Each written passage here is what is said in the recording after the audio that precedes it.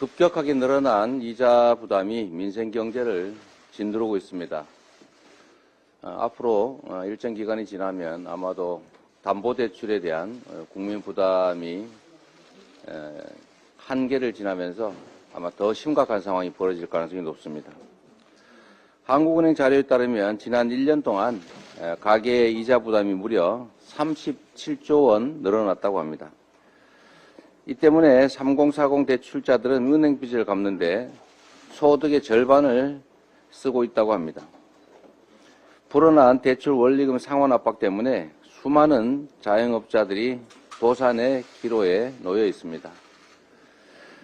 특히 최근 통계를 보면 중산층들인 월급쟁이들의 세부담이 대폭 늘어났다고 합니다.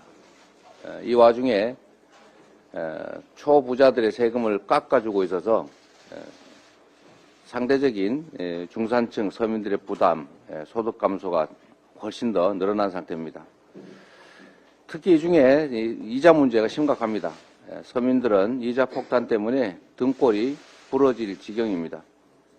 국민들을 상대로 손쉬운 이자 장사를 벌여온 시중은행들은 이와 반대로 역대급의 수익으로 성과급 파티를 벌이고 있습니다.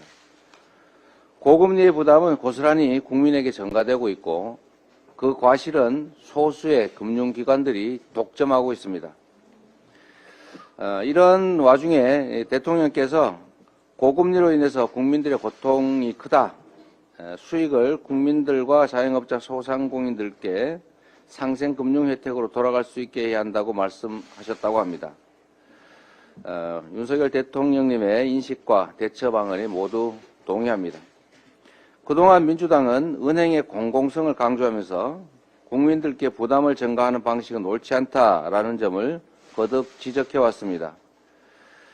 그래서 정부와 금융기관이 1.5%씩 금리를 부담해서 자영업자들의 이자를 감면하는 내용을 저희가 30조 민생 프로젝트에 이미 포함시켜서 제시한 바가 있습니다. 이러한 문제에 대한 민주당과 정부의 인식, 특히 대통령의 인식이 동일하기 때문에 이 문제에 대한 대응도 쉽게 해낼 수 있다고 생각됩니다. 정부와 여야가 조속한 시일 내에 함께 머리를 맞대고 이 문제를 해결하기 위한 대응 방안, 필요하다면 입법이나 또 정책에 대해서 협의해 나갈 수 있다고 생각합니다. 민주당은 이미 제시한 민생 프로젝트 30조 원 추경안에 맞춰서 얼마든지 언제든지 적극적으로 협조하겠다는 말씀을 드립니다.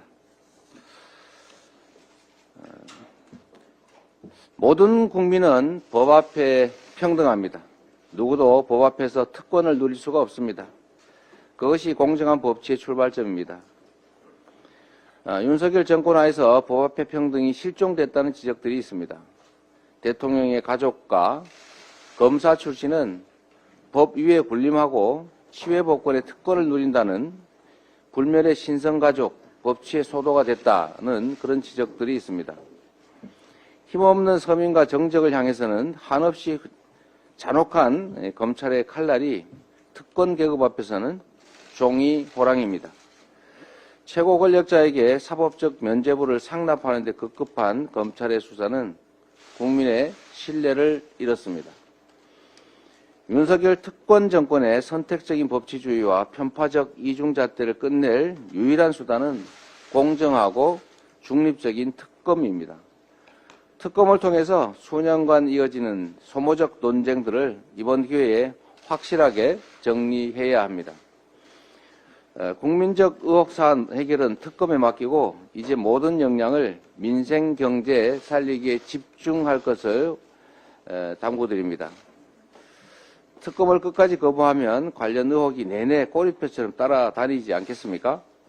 정권의 도덕적, 법적 정당성에 큰 부담이 될 수 있습니다. 정권 스스로를 위해서도 특검이 필요하다라는 말씀을 드립니다. 이상입니다.